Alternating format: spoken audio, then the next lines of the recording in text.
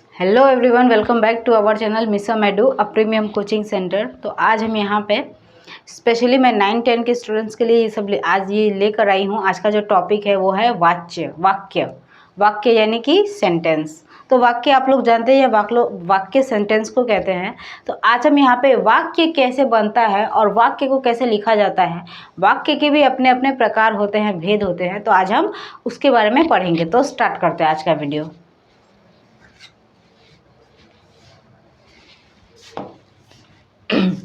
तो सबसे पहले वाक्य विचार। तो आज हम वाक्य विचार यानी कि वाक्य के बारे में जानेंगे।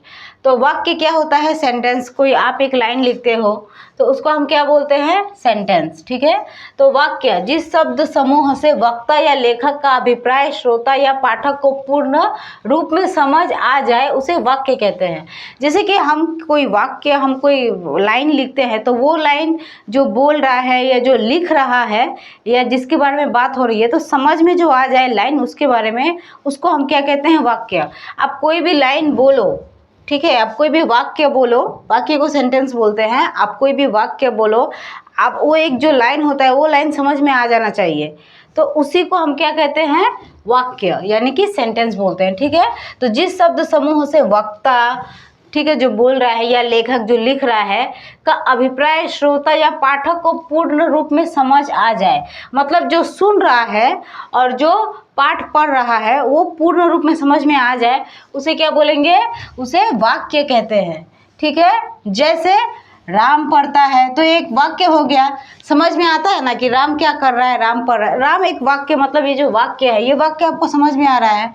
वैसे ही गीता नाचती है, वाक्य समझ में आता है। अब जैसे कि मैं यहाँ पर दे दूं, ठीक है, कि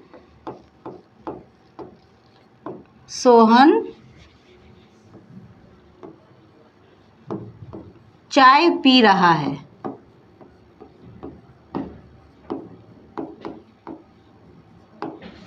तो सोहन चाय पी रहा है, ये क्या है?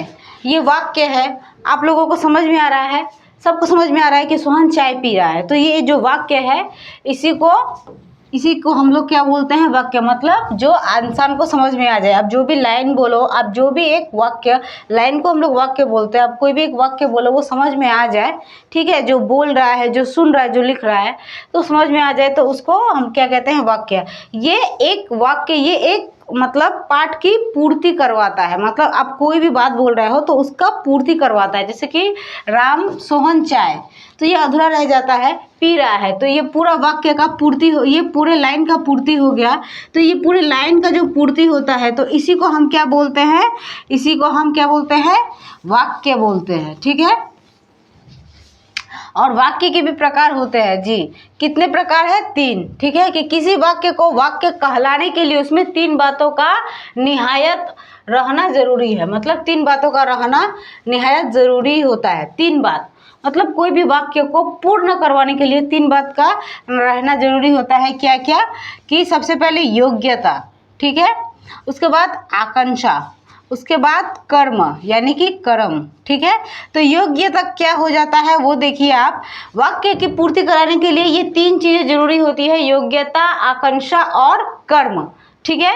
तो सबसे पहले क्या आ जाता है? योग्यता। योग्यता देख लेते हैं कि यदि किसी वाक्य में शब्द या अर्थ में, ध्यान से सुनिए, समझ में आ जाएगा, यदि किसी वाक्य में शब्द या अर्थ में किसी प्रकार की भिन्नता नहीं हो, ठीक है, तो उसे योग्यता कहते हैं। मतलब आप जो लाइन लिखते हो, योग्यता का अर्थ क्या होता है? किसी श्रेष्ठ को दर्शाता है।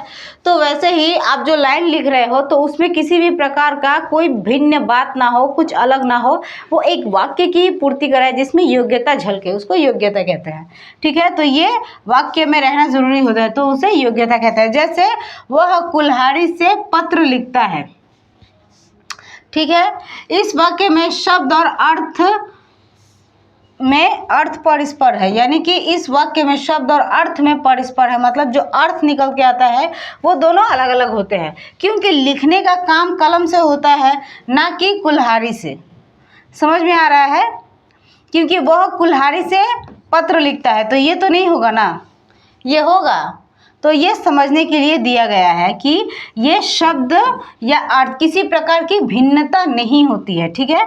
तो वो कुल्हाड़ी से पत्र लिखता है, तो ये नहीं होता है। तो इस शब्द में, इस वाक्य में शब्द और अर्थ में परस्पर विरोध है कि ऐसा नहीं लिखा जाता है, ठीक है। और क्योंकि लिखने का काम कलम से होता है, ना कि कुल्हाड़ी से। कुल्हाड़ी से तो किसी चीज को काटा जाता है, अतः यहाँ योग्यता के अभाव में ऊपर लिखित शब्द समूह वाक्य का रूप नहीं ले सकते। तो यहाँ पे इसलिए समझाया गया है कि जब आप योग्यता लिखते हो तो उस बात की पूर्ति पूरे योग्यता के साथ ही होगी। जैसे कि कलम, अगर आप कुछ लिखते हो तो कलम से ही लिखोगे, कुल्हाड़ी से नहीं। तो कलम योग्यता दर्शाता है, तो यहाँ पे वही समझाया जा रहा है कि किसी भी लाइन की पूर्ति योग्यता दर्शाता है, तो आपको उसी योग्यता की पूर्ति करना है। तो यहाँ पे ये कुल्हाड़ी शब्द योग्यता की पूर्ति नहीं करता, इससे वाक्य नहीं बनता। तो यही यहाँ पे बताया गया है कि ये वाक्य की पूर्ति नहीं करता। तो योग्यता का अर्थ है जहाँ पे वाक्य की पूर्ति करता हो, ठीक है। अच्छा, नेक्स्ट देख लेते हैं हम लोग आकांक्षा। आप लोग एक काम कीजिए, आप लोग इसका स्क्रीनशॉट ले लीजिए, आपको समझ में आ जाएगा। ये देखिए, ये क्या है कि ये सब एग्जाम में पूछ लेता है कि वाक्य, जैसे कि आप लोग ने सुना होगा ना, वाक्य विस्तार, वाक्य विचार, तो वैसे ही टाइप का आ जाता है यहाँ पे वाक्य के ऊपर की योग्यता आकांक्षा क्रम के अनुसार वाक्य किस प्रकार से लिखी जाती हैं योग्यता के अनुसार। तो ये 3 मार्क्स का या कभी कभी 5 मार्क्स का दे देता है, ये तीनों दे देता है 5 मार्क्स का। तो इसीलिए इसको याद रखना बहुत ज़रूरी होता है, खास करके सेवा बोर्ड के लिए और CBSE बोर्ड वालों के लिए भी ये आता है। तो आप लोग इसको जो यहाँ पे आए हैं, सेवा CBSE दोनों इसको कैप्चर कर सकते हैं, तो आप लोग इसको ध्यान से पढ़िएगा और इसका स्क्रीनशॉट ले लीजिएगा, ठीक है। तो योग्यता देख लिया, नेक्स्ट आकांक्षा देखते हैं हम लोग। नेक्स्ट आ जाता है आकांक्षा। तो आकांक्षा का अर्थ इच्छा है, ठीक है, कुछ भी चीज की आकांक्षा रखना, ठीक है, तो उसका अर्थ इच्छा है। यदि किसी वाक्य में ये कहा जाए कि वह जा रहा था, ठीक है, कि तो उससे एक आकांक्षा जागृत होगी कि उसके बाद क्या हुआ। क्योंकि आप जो भी वाक्य बोलेंगे तो वो वाक्य की पूर्ति करते करते यहाँ पे आकांक्षा, मतलब उस वाक्य के बाद भी इंसान को उम्मीद रहेगी फिर क्या हुआ, तो एक मन में एक आकांक्षा बन जाती है कि फिर क्या हुआ, मन में एक आकांक्षा आ जाती है। तो उसी प्रकार से यहाँ पे कहा गया है कि यदि किसी वाक्य में ये कहा जाए कि वो जा रहा था, तो उसके बाद इंसान पूछेगा तो फिर क्या हो गया, तो उसी तरीके से ये आकांक्षा की पूर्ति करवाता है। तो उससे एक आकांक्षा जागृत होगी, उसके बाद क्या हुआ, तो यही आकांक्षा की पूर्ति जागृत करने को हम लोग क्या बोलते हैं, आकांक्षा। तो जब ये कहा जाए कि वह जा रहा था कि इतने में एक सांप दिखाई दिया, ठीक है, तो यहाँ आकांक्षा पूरी हो गई कि वो जा रहा था तो इतने में सांप दिखाई दिया। तो यहाँ पे जो एक लाइन है, ये इतना आप लोग समझ लीजिए, थोड़ा दिमाग लगाइए कि ये जो एक लाइन है, ये जो एक लाइन है वह जा रहा था, तो इसमें इंसान को एक होप आ जाता है, इंसान दूसरा कुछ पूछता तो फिर क्या हुआ, तो एक ऐसा वाक्य होगा जिसमें इंसान की आकांक्षा रहेगी कि फिर क्या हुआ, फिर क्या हुआ। जैसे कि सोहन सड़क पार कर रहा था, तो ये थोड़ा अधूरा हो जाता है, उसमें एक और वाक्य जोड़ देना पड़ता है, क्योंकि एक सिंपल सा आंसर इसका यही निकल के आता है कि वह जा रहा था। तो एक वाक्य आकांक्षा बनाता है और दूसरा वाक्य उसकी पूर्ति कर देता है, तो उसी को आकांक्षा वाक्य कहते हैं, ठीक है। तो जैसे कि सोहन सड़क पार कर रहा था, तो इंसान फिर पूछेंगे ना, लोग पूछेंगे, तो उसके बाद तो वो सड़क पार कर रहा था, सामने दुकान थी, हो गया दूसरा वाक्य जुड़ जाने से, तो इसी को आकांक्षा बोलते हैं। तो किसी वाक्य को पढ़ते समय एक शब्द पढ़ने के बाद दूसरे शब्द को पढ़ने या जाने की आकांक्षा होती है, इसे ही आकांक्षा कहते हैं, ठीक है, समझ में आ गया। दूसरा देखते हैं, तीसरा देखते हैं हम लोग कर्म, ठीक है, ये आप लोग ध्यान में रखिएगा और योग्यता ध्यान में रखिएगा।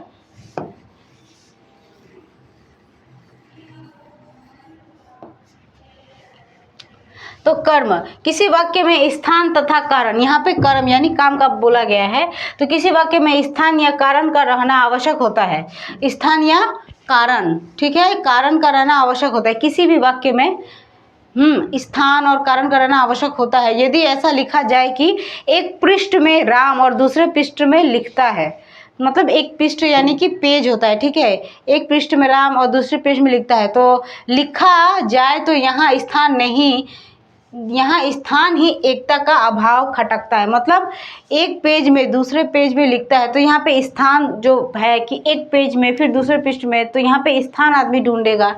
तो इसी प्रकार आदि किसान का अगर 1 घंटे के बाद खेत जोतता है कहा जाए तो यहाँ समय की एकता का अभाव हो सकता है। ठीक है, तो जहाँ पे अभाव दिखे, अतः दोनों अवस्थाओं में वाक्य नहीं बन पाता, इसे ही क्रम या आसक्ति भी कहते हैं। मतलब ये दोनों वाक्य जो है वो क्या कर सकते हैं, वाक्य पूर्ण नहीं कर सकते, इससे वाक्य बनता ही नहीं है। तो इसे क्या कहते हैं हम लोग, इसे हम लोग कर्म कहते हैं। ठीक है, तो ये आप लोग याद रखिएगा, इसका स्क्रीनशॉट ले लीजिएगा। तो हम लोगों ने क्या क्या पढ़ा कि वाक्य, इसमें 3 चीज़ें आती है जिसके बिना वाक्य नहीं बनता, योग्यता, आकांक्षा और कर्म। तो ये तीनों हम लोगों ने पढ़ लिया। अब दूसरा देखते हैं, दूसरा भी आता है वाक्य के अंग जी, क्योंकि वो 3 के अलावा वाक्य पूर्ण नहीं बनता, वाक्य बन ही नहीं सकता। वो 3 चीज़ों के अलावा क्या क्या, योग्यता और आकांक्षा और तीसरा कर्म। और यहाँ पे वाक्य के अंग देख लेते हैं कि वाक्य के अंग यानी कि भाग कितने हैं, 2 है, एक है उद्देश्य, एक है विधेय। ठीक है, तो वाक्य के 2 अंग है, उद्देश्य और विधेय। तो पहला उद्देश्य देखते हैं। उद्देश्य का मतलब भी समझ में आ रहा है, ठीक है आपको, कि वाक्य का वो भाग जिससे ये पता चले कि किसी व्यक्ति या किसी वस्तु के बारे में कुछ कहा जा रहा है। उद्देश्य मतलब किसी चीज़ के बारे में बताना। ठीक है, किसी चीज़ के बारे में बताना, कि वाक्य का वह भाग जिससे यह पता चले कि किसी व्यक्ति या किसी वस्तु के बारे में कुछ कहा जा रहा है। जैसे राम आम खाता है, तो यहाँ पे आम के बारे में बताया जा रहा है, यहाँ राम के विषय में कहा जा रहा है, अतः राम उद्देश्य है।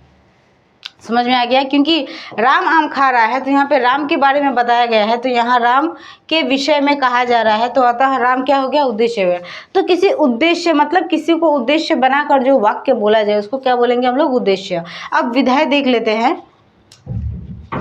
तो विधेय, ठीक है, तो किसी वाक्य में, आप लोगों ने इसका स्क्रीनशॉट लिया कि नहीं, इसका स्क्रीनशॉट ले लीजिए या फिर आप लोग इसको लिख भी सकते हैं। तो विधेय देख लेते हैं हम लोगों ने कि किसी वाक्य में उद्देश्य के बारे में, उद्देश्य पढ़ लिया, किसी वाक्य में उद्देश्य के बारे में जो कुछ कहा जाए उसे विधेय कहते हैं। उद्देश्य के बारे में जो कुछ भी कहा जाए, किसी को सिखाना, किसी को कुछ बताना, तो वो एक तरीके से उपदेश होता है। तो उसी उपदेश को, मतलब किसी वाक्य में उद्देश्य के बारे में कुछ भी बोलना, कुछ भी कहा जाए, उसे विधेय कहते हैं। जैसे विधेय देख लीजिए, जैसे राम आम खाता है, इसमें आम खाता है विधेय है। ठीक है, ये जो है विधेय, क्योंकि राम तो कर रहा है लेकिन क्या कर रहा है, आम खा रहा है, तो आम विधेय है, क्योंकि उद्देश्य का विधान यही कहलाता है। क्योंकि इसमें जो उद्देश्य दिया जा रहा है वो खाने का उद्देश्य दिया जा रहा है, आम खाने का, तो राम उद्देश्य दे रहा है आम खाने का, तो यहाँ पे जो आम खाता है वो क्या हो गया, उद्देश्य हो गया। ठीक है, अब ध्यान दीजिए यहाँ पे कि अब उद्देश्य का विस्तार तथा विधेय का विस्तार। तो अब उद्देश्य के बारे में जान गए, विधेय के बारे में जान गए, अब हम लोग उद्देश्य का विस्तार देखेंगे कि वो कैसे होता है, और उसके बाद विधेय का विस्तार देखेंगे। ठीक है, ये आप लोगों के लिए मैंने जानकारी दी कि ऐसा बनता है उद्देश्य और विधेय, लेकिन इसके जो विस्तार होता है वो कैसे होता है वो आप लोग देख लीजिए। इतना ही है, ज़्यादा नहीं है, कि उद्देश्य का विस्तार। तो जिन शब्दों का प्रयोग उद्देश्य की विशेषता जाहिर करने के लिए किया जाए, जिन शब्दों का प्रयोग उद्देश्य, देखिए उद्देश्य की विशेषता मतलब जो उद्देश्य है जो बोल रहे हैं उसकी विशेषता जाहिर करने के लिए किया जाए, उन्हें उद्देश्य का विस्तार कहते हैं। जैसे सोए हुए, ठीक है, बाघ को जगाना अच्छा नहीं होता है, तो यहाँ सोए हुए शब्द बाघ की विशेषता बतलाते हैं, है ना। सोए हुए बाघ को नहीं जगाता, तो यहाँ पे सोए हुए बाघ की विशेषता बतला रहा है, तो इसे ही उद्देश्य का विस्तार कहते हैं। ठीक है, समझ में आ गया। अब दूसरा विधेय का विस्तार देख लेते हैं कि जिन शब्दों का प्रयोग विधेय के विस्तार के लिए किया जाता है, जिन शब्दों का प्रयोग विधेय के विस्तार के लिए किया जाता है वे विधेय का विस्तार कहलाता है। जैसे राम अपने घर की सफाई मन लगाकर करता है, तो यहाँ अपने शब्द विधेय, घर की सफाई मन लगाकर करता है, जो अपने हैं वो विधेय है। ठीक है, और यहाँ पे घर की सफाई मन लगा कर करता है कि विशेषता जाहिर कर रहा है। अपने शब्द जो है वो क्या हो गया, विधेय हो गया। जैसे कि यहाँ पे जो सोए हुए था वो क्या हो गया, उद्देश्य हो गया। तो यहाँ पे जो अपने है वो विधेय हो गया, और ये जो है ये इसका विस्तार हो गया कि घर की सफाई मन लगा कर करता है। ठीक है, उदय अपने क्या हो गया, उदय हो गया, और ये जो है घर की सफाई मन लगा करता है, ये क्या हो गया, इसका विस्तार। क्या हो गया, ये इसका हो गया विस्तार। समझ में आ रहा है आप लोगों को, ये इसका विस्तार हो गया, क्योंकि यही ना बता रहा है वो। अपने तो उसका विधेय है, क्योंकि वो अपने घर की सफाई कर रहा है, तो ये मेन आ जाता है ना कि वो अपने विधेय। और ये जो है घर की सफाई, तो वो क्या कर रहा है, घर की सफाई कर रहा है, तो इसकी विशेषता तो यही आ जाती है ना कि वो घर की सफाई कर रहा है, तो मन लगाकर घर की सफाई कर रहा है। ठीक है, तो आप लोग इसका स्क्रीनशॉट ले लीजिए या फिर इसको आप लोग लिख लीजिए, ये एग्ज़ाम में आता है तो इसको पढ़िएगा। ज़्यादा हार्ड नहीं है, ऐसा एग्ज़ाम में दे देता है कभी कभार आ जाता है, तो इसको याद रखिएगा। या फिर आप इसको ढूंढते रह जाते हैं, मिलता नहीं है, तो ये मैं आप लोगों के लिए लेकर आई हूँ। ठीक है, तो इससे रिलेटेड और भी जितना भी ग्रामर है 9-10 के स्टूडेंट्स के लिए, स्पेशली 10 के स्टूडेंट्स के लिए मैं ऐसा ग्रामर लेकर आती रहूँगी। आप लोग इस चैनल को सपोर्ट कीजिए, इस चैनल को सब्सक्राइब कीजिए, और वीडियो पसंद आए तो ज़्यादा से ज़्यादा शेयर कीजिए, लाइक कीजिए। और कुछ प्रॉब्लम हो तो मुझे कमेंट कीजिए, या कुछ यहाँ से कुछ समझ में ना आ रहा हो या और भी कुछ इससे रिलेटेड ग्रामर चाहिए हो तो आप मुझे कमेंट कीजिएगा। तब तक के लिए बाय।